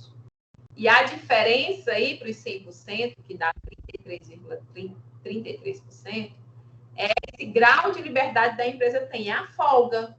A folga deles é de 33,33%, que vão ser provenientes do que ele chamou lá de capital circulante líquido. Lembrando que é o capital circulante líquido, a diferença entre o ativo circulante e o passivo circulante. Nesse caso, está tendo uma folga de 33%. Aí o autor afirma ainda que é importante a gente conhecer a decomposição desse financiamento do ativo circulante. O que se conhece aí é que 66,66% estão sendo financiados pelo seu passivo circulante, que está dentro do ativo, foi financiado pelo seu passivo circulante. E que dentro desse passivo circulante, você vai ter basicamente 3 tipos de crédito. Fornecedor, você comprou ali matéria-prima, as suas despesas a pagar e banco. Você tem aí, esteja devendo aí algum banco. Os fornecedores, em certos níveis, eles não sujeitos aí a grandes alterações, né, gente? Continuam financiando a empresa, pois vão ali concedendo um financiamento para cada compra que ela vai efetuando. De acordo ainda com esse autor, esse resultado de 66,66 significa, né, que você já tem tudo isso comprometido para poder pagar as suas contas, suas dívidas.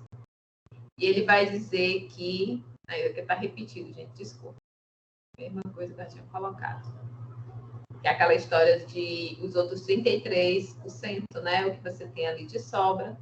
E que esse 66%, o que está dentro do ativo, foi financiado pelo seu passivo. Liquidez corrente. Se a gente utilizar esse exemplo anterior, onde a liquidez foi de 1,5, né? A gente já tinha, e a gente já descobriu que o inverso de 1,5 é 66,6%, e que a gente tem esses 33,3% dentro do ativo, né? Que foram financiados pelo capital circulante líquido, que equivale aí a 50% do seu passivo, que é quanto ele vai exceder de 1. Não entendi nada, Marcelo. Vamos lá. Lá em cima ele diz que a liquidez corrente é 1,5. Não é isso? Então, ele está dizendo que esse capital circulante líquido, que é a sobra, lembra o capital circulante líquido? Eu pego o meu ativo circulante e subtraio do meu passivo circulante. Certo? Se sobra, é porque eu estou numa situação confortável, eu consigo pagar o meu passivo com o meu ativo e me sobra alguma coisa. Aqui, esse índice de liquidez deu 1,5, deu mais que 1. Se tivesse dado 1, todo o meu ativo pagaria o meu passivo e não sobraria, mas aqui tem sobrando, né? Então, a gente tem uma situação de 50%, ou então 0,5%, né? Do passivo circulante, que é o quanto excedeu em 1 o nosso índice de liquidez corrente. Numa situação em que essa empresa ela tivesse o índice de liquidez corrente de 0,6, qual seria o inverso? 1 sobre 0,6, você faz a divisão, facinha na calculadora. Deu 1,66. Aí, Marcelo, eu quero transformar em percentual, multiplica por 100, é simples assim. Então, você tem um percentual de 166%. Esse percentual está mostrando que essa empresa ela não tem nenhuma liberdade em relação a créditos de curto prazo, os quais financiam aí esses 1,66 dos investimentos. Então, a gente pode dizer que o ativo permanente ele também está dependendo desses créditos aí de curto prazo. Então, está indo para além, né?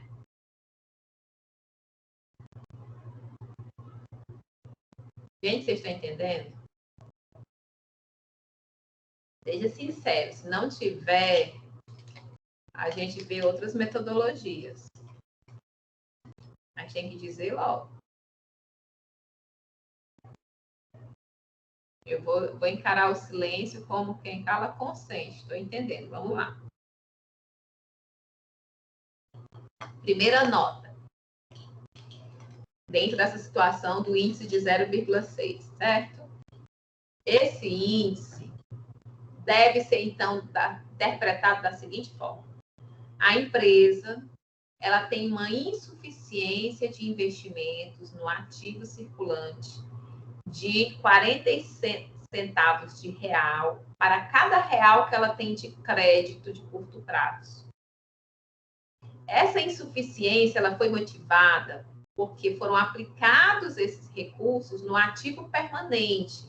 A gente estava falando de passivo circulante e ativo circulante. Agora nós estamos aqui indicando que houve investimento dentro do ativo permanente. Uma razão porque a empresa ela não tem nenhuma liberdade em relação aos recursos que os credores de curto prazo suprem. Então, nessa situação, a gente infere que essa empresa ela vai estar dependendo excessivamente de credores. E credores de curto prazo, que a gente analisou o passivo circulante, é de curto prazo. Em outras palavras, a gente pode dizer que essa empresa está na mão desses credores. Tendo esse pensamento como norte, a gente pode fazer, por exemplo, e se esses credores resolverem reduzir o crédito dessa empresa? Ela vai ter capital de giro? Como é que vai ficar o giro dela? Ela está numa situação em que ela está totalmente dependente desses credores. Imagina aí se ela começa a não receber os pagamentos. Então, ele vai explicar aqui que esse índice de liquidez corrente, também chamado de Current Ratio, ele indica quanto a empresa possui em dinheiro, mais bens e mais direitos, realizáveis até o término do exercício seguinte, para poder pagar as dívidas que vencerão nesse mesmo prazo, até o término do exercício seguinte. Então, esse índice de liquidez corrente vai se relacionar com bens e direitos, é o ativo, né? Que vai ser realizado ali até o fim daquele exercício, aliás, término do exercício seguinte, e o passivo, né? Que são as dívidas, que também vão estar vencendo ali no término do exercício seguinte. Esse é o índice de liquidez corrente. Ver se essa empresa vai conseguir, né? Então, ele indica quanto a empresa possui no ativo circulante para cada real que ela possui dentro do seu passivo circulante. O índice de liquidez aí vai indicar quanto a empresa possui no ativo circulante para cada real que ela tem dentro do seu passivo. E aí existe uma fórmula onde a liquidez corrente você vai conseguir identificar fazendo uma divisão entre o seu ativo circulante pelo seu passivo circulante. Marcela, e quando eu encontrar um número, como eu vou interpretar? Quanto maior for o número, melhor. Obviamente, quanto menor, pior. Né? Quanto maior for esse número, indica que você está numa situação confortável. A relação entre o seu ativo e o seu passivo, né, está te trazendo uma situação de folga, que vai te permitir uma certa liberdade. É como você aí tem as contas a pagar na sua casa, na sua vida, você ganha o seu salário, né? São os seus direitos aí, vamos dizer, você recebe só o seu salário, é o que está entrando aí para você poder pagar, né? O circulante. E você tem ali, por exemplo, o cartão de crédito. Aí, se o seu cartão de crédito está maior do que o seu ativo, então você provavelmente não vai conseguir pagá-lo. Se você tem, por exemplo, R$2.000 no ativo e R$1.000 no passivo, ótimo, divide 2 por 1. Tá de boa? Agora, se você tem 2.000 no ativo e 5.000 no passivo, divide. Tem 2 para dividir para 5. Então, quanto maior for esse índice, melhor. E aí, dentro de uma realidade de uma empresa, né, você vai ter que considerar também, é importante fazer uma análise como a gente falou antes, né, uma análise com os dados históricos. Saber como é que você está evoluindo nisso. Olha, nós já estivemos melhor. Tem a liquidez seca. Esse tipo de indicador deve considerar o tipo da empresa. Né? Já visto aí que, por exemplo, as empresas comerciais, elas tendem a ter estoques que mais facilmente se realizam em dinheiro. Por quê? Ora, empresas, indústrias que estão produzindo outros bens, né? Eles estão em estoque e aquele estoque, para se transformar em dinheiro, você ainda vai ter que produzir o bem, talvez você precise de outros materiais que você ainda nem tenha no seu estoque. Vai precisar de mão de obra, vai precisar de máquina, né? E aí você vai produzir esse bem, você vai colocar ele à venda para então transformá-lo em dinheiro. É diferente de uma empresa, uma empresa comercial. Uma loja de roupa. Você chega lá, agora, chega ali na loja, entra, vê a roupa, essa que eu quero e pá. Então, o estoque da pessoa ali, rapidamente pode se transformar em dinheiro.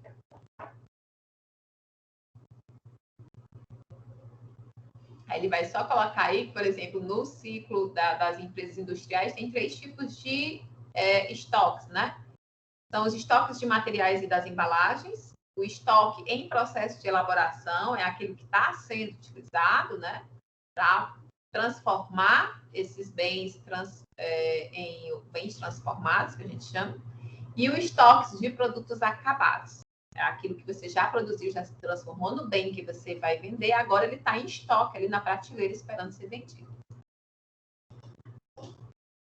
E aí a gente vai trazer o Marion, que vai dizer que nem sempre que uma empresa ela tenha um baixo índice de liquidez seca, ela vai estar com uma situação financeira apertada. E vai esclarecer que, por exemplo, um supermercado, cujo investimento de estoque vai ser elevadíssimo e que não há duplicadas a receber, porque ele só vende à vista, né? Esse índice ele só pode ser baixo, porque ele sempre vai ter um estoque muito grande, né? E não vai ter lá no seu passivo, aliás, perdão, no seu ativo, né, circulante ali, por exemplo, na parte duplicadas a receber, ele não vai ter.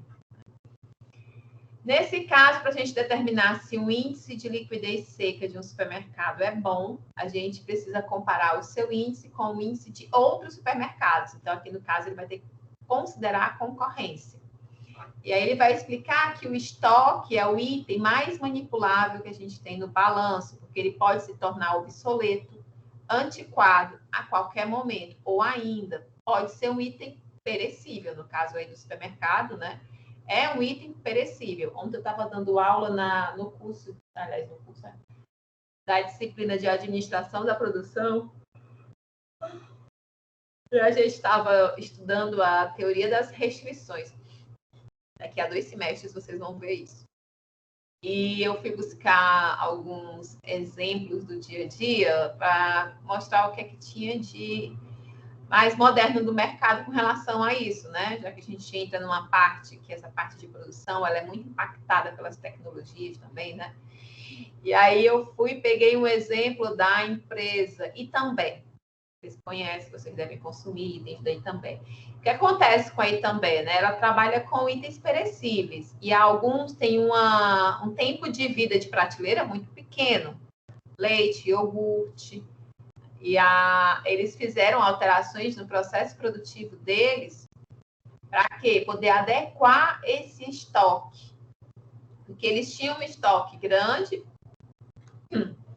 e os itens têm uma perecibilidade rápida ali, pequena, aliás, grande também, no instante eles se estragam. E o que acontecia é que às vezes eles não conseguiam vender dentro daquele prazo e tal. Ficavam com estoque, eles tiveram que fazer ajuste no processo produtivo deles, né, para reverter essa situação. Foi muito positiva, né, segundo os depoimentos colocados aí no vídeo.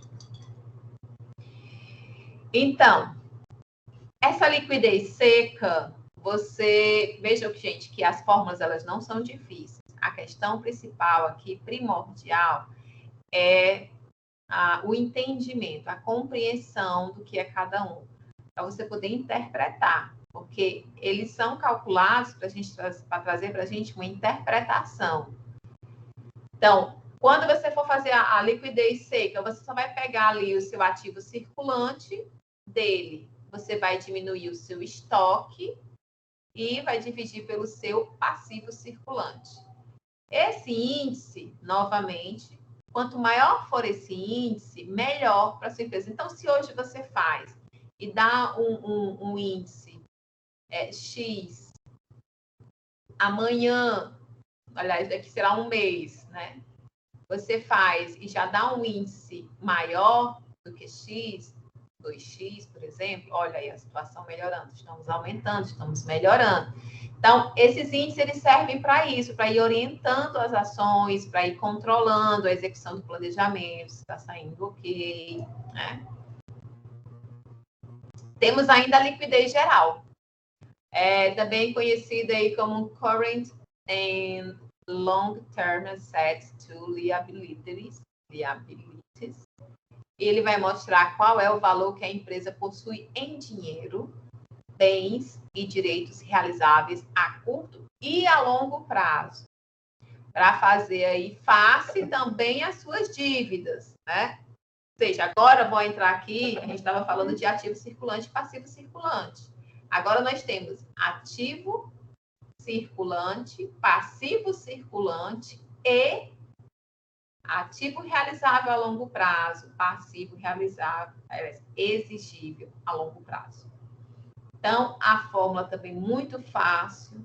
Você vai fazer um somatório entre o seu ativo circulante com o seu realizável a longo prazo e divide tudo isso pelo somatório entre o seu passivo circulante com o seu exigível a longo prazo. Então, pega o circulante e o a longo prazo, junta tudo, vai dividir um pelo outro. Você vai ter a liquidez geral. Esse indicador ele vai demonstrar se a empresa fosse parar de realizar suas atividades naquele momento, se ela pagaria as suas dívidas com o seu ativo circulante e seu realizável a longo prazo. Não precisando vender o seu imobilizado. Então, a gente fez essa conta agora, identificamos a situação. Pronto, eu consigo pagar. Então, eu tenho um salvo aí, né? Onde você está realmente fechando a empresa.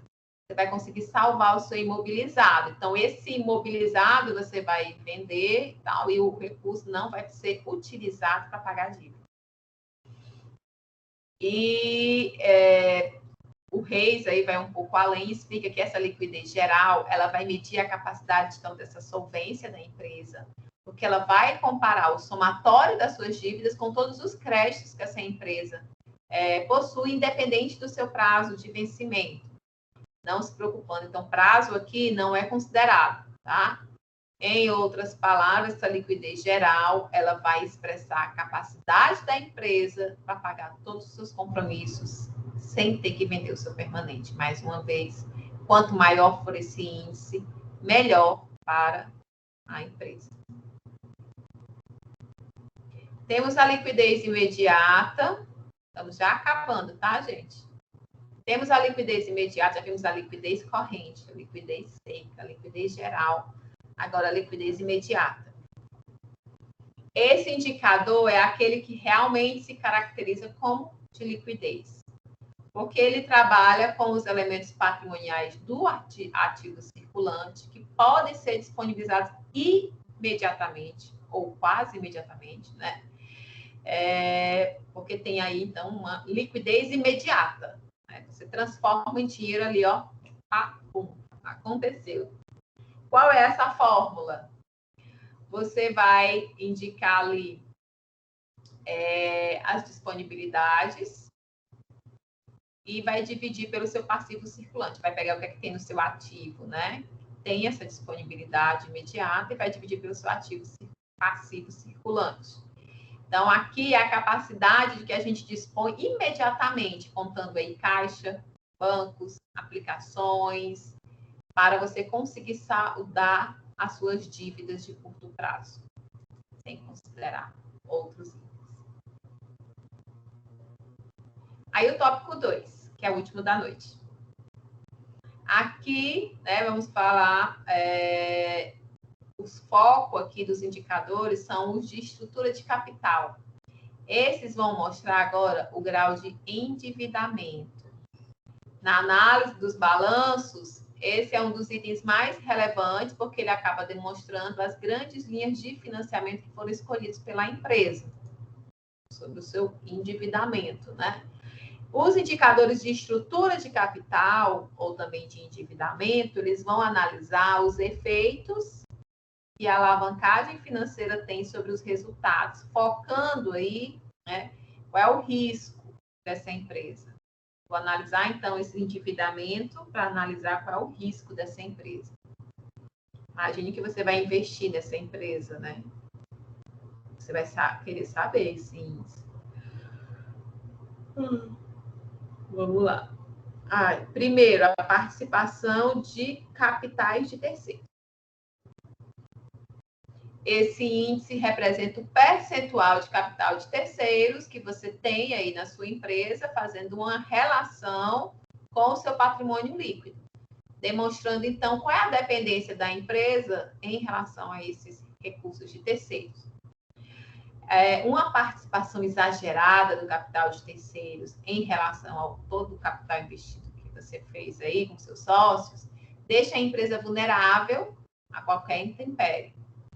E é ressaltado ainda que, normalmente, as empresas que vão à falência, elas apresentam um grau de endividamento elevado em relação ao valor do patrimônio líquido da empresa, que é decorrente da necessidade de renovação do seu ativo para tentar deixar essa empresa mais competitiva. Então, você vai inserindo capital de terceiro dentro da sua empresa.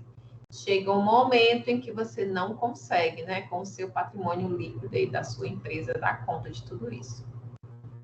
Então, os índices de endividamento são de muita importância, né, vão indicar essa dependência de capital de terceiros, e a gente tem um aqui, ó, que é participação de capitais de terceiros sobre recursos totais. Como é que eu calculo para saber qual é esse índice, Marcelo?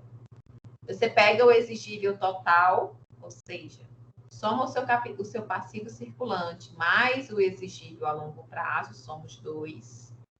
E aí você divide, perdão, gente, você pega isso, e divide pelo exigível total, agora somado do seu patrimônio líquido. Deixa eu repetir aqui que eu fiquei meio tonto, é o som.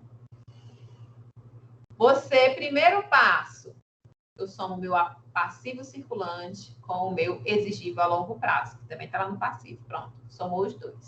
É o que ele chama de EP, exigível total. Para você colocar na fórmula, então, da participação de capitais de terceiro, você vai colocar lá em cima esse EP e vai dividir pelo esse EP, só que agora você vai somá-lo ao seu patrimônio líquido. Você vai encontrar aí um índice. É o seu índice de endividamento. Então, é fácil de conseguir, né? Bem facinho.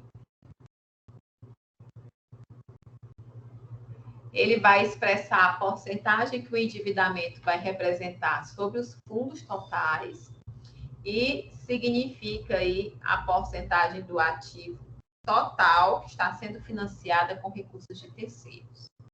A interpretação aqui é a seguinte: quanto maior for esse índice, pior vai ser a situação de endividamento dessa empresa.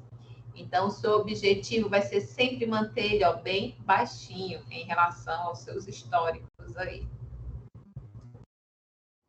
E a composição desse endividamento se faz aí com participação das dívidas de curto prazo sobre esse endividamento total. Então, esse índice de participação das dívidas de curto prazo sobre esse endividamento total, se você quer saber quanto é que representa, né?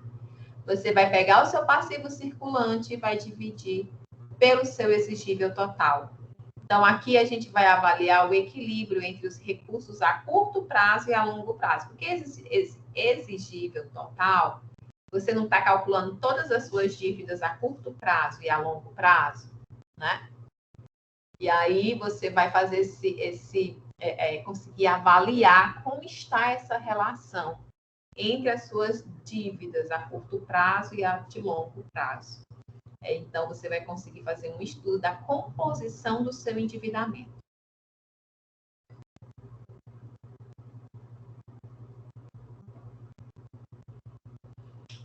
É de muita relevância a gente observar que o endividamento a curto prazo, ele é desfavorável, porque ele acaba prejudicando a sua liquidez corrente. Porque se ele está ali sempre muito próximo para vencer, né, você vai ter que usar muito da sua liquidez para estar ali toda hora pagando. Então, quanto maior for esse índice, também pior vai ser a situação, porque você vai ter que estar recorrendo ali toda hora a sua liquidez corrente.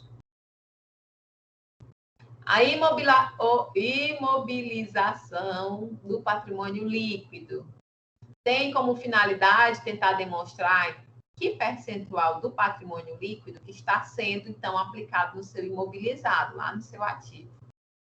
Então, para calcular a Ai, meu Deus do céu, minha língua tá que tá. Imobilização do patrimônio líquido.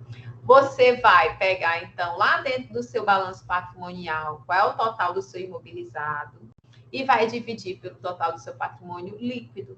Quanto maior for a aplicação de recursos no seu imobilizado, maiores serão os custos fixos dessa empresa, o que é representados aí pela depreciação, seguro, despesa de manutenção que você vai ter, quer dizer que você talvez tenha muitas máquinas aí, né?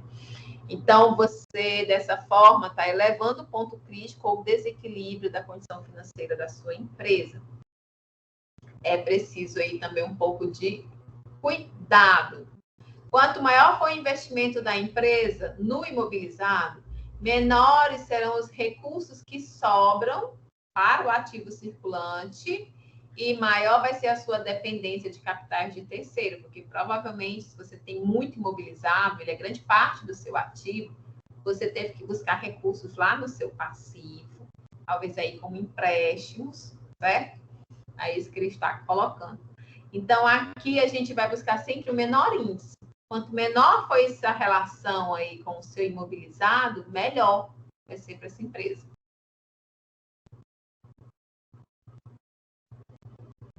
E a imobilização dos recursos não correntes. Olha, eu falei de uma vez só. A imobilização de recursos não correntes, você vai considerar para calcular esse índice, o seu imobilizado, somado aos seus investimentos, somados ao seu intangível, né? Os valores que você tem ali como ativo, que não são corpóreos, e divide tudo pelo somatório entre o seu patrimônio líquido e o seu exigível a longo prazo. Assim, a imobilização de recursos não correntes vai indicar o percentual que você tem aplicado no seu imobilizado. Mesmo que a empresa ela quase não tenha necessidade de um ativo circulante, ela deve sempre existir ali um pequeno excesso de recursos em relação às suas imobilizações, destinado ao seu ativo circulante, ou seja, não deixar tudo no seu imobilizado, né? E a parcela de recursos não correntes destinada aí ao seu ativo circulante é o que ele vai chamar de capital circulante líquido, que a gente já viu anteriormente, tá? Aqui a interpretação é quanto menor for esse índice, vai ser melhor para a sua empresa. E o último slide da noite, para a gente finalizar, eu sei que vocês já estão tontos aí com tanta informação. Às vezes as informações parecem mais difíceis do que realmente são. Porque às vezes o número, a quantidade, né, acaba cansando a cabeça. Vou finalizar aqui. Os indicadores de estruturas de capitais vão compreender os quocientes de endividamento. E aí tem 5 itens que a gente tem que considerar. Participação de capitais de terceiro, que nós já vimos, né? É um resumão aqui. Representa o percentual de capital de terceiros em relação ao seu patrimônio líquido. E esse índice vai demonstrar a sua dependência, a dependência da sua empresa em relação a esses recursos de terceiros. Mostra, então, o nível de endividamento da empresa. O endividamento vai indicar a dependência da empresa com relação a capitais de terceiros. Evidencia, então, grandes linhas de decisões financeiras em torno de você estar obtendo e aplicando seus recursos. A composição do endividamento vai buscar equilibrar, avaliar o equilíbrio que existe entre os seus recursos a curto e longo prazo. A imobilização do patrimônio líquido, através desse índice, a gente observa quanto é o percentual de recursos que estão aplicados no imobilizado e, consequentemente, quanto é que sobra para o giro da empresa, ou seja, quanto é que está lá dentro do ativo circulante. O giro da empresa, gente, é porque imagina a situação em que você vendeu, mas os seus clientes não te pagaram ainda. E você precisa pagar os seus fornecedores, é o seu passivo a curto prazo, né? Como é que fala? Passivo circulante. Você precisa pagar o seu passivo circulante, as dívidas estão vencendo. Você tem giro, você tem dinheiro aí sobrando para você utilizar do seu ativo para ir pagando isso enquanto seus clientes não lhe pagam? Acho que a gente até já estudou isso na questão de ver a questão das políticas de parcelamento, por exemplo, com seus clientes, para que isso coincida com as datas em que você tem que pagar os seus fornecedores, para que você tenha caixa, porque senão você tem que ter ali alguma gordurinha sobrando até que esse dinheiro do cliente entre. Então, quando você coloca um percentual elevado dentro do seu imobilizado, e grande parte do seu ativo é composto pelo seu imobilizado, quer dizer que o seu ativo circulante deve estar pequeno. E aí você fica sem giro, né? Pode acontecer de você ficar sem recursos para esse giro. A imobilização dos recursos não correntes indica o percentual aplicado nesse imobilizado, nos investimentos e também no intangível, vai além, né? Que não deve ser superior a 100%. E aí é afirmado que mesmo que a empresa ela não tenha necessidade do ativo circulante, deve sempre existir uma parcela destinada para o giro da empresa, né? Como eu acabei de falar, o que é esse giro da empresa. Gente, finalizo a aula de hoje. Nós vimos a unidade 1 e vimos praticamente a unidade 2. Que é que eu peço aqui novamente, estudem, tragam as dúvidas, tragam as dificuldades, certo? Não se desesperem, porque são muitos conteúdos, muitos novos índices, né? Novos conceitos. É interessante vocês montarem um mapa mental de vocês, organizando, ali, tentando resumir, como veio esse último slide, resumidozinho, porque aí ajuda você a visualizar a forma como você está compreendendo, organizar as ideias, para que você possa revisar. Então, façam isso, por favor, e me demandem, Marcela, tinha como você reforçar tal item, mesmo eu estudando aqui sozinha, eu não estou conseguindo fazer. Certo? Tragam, porque aí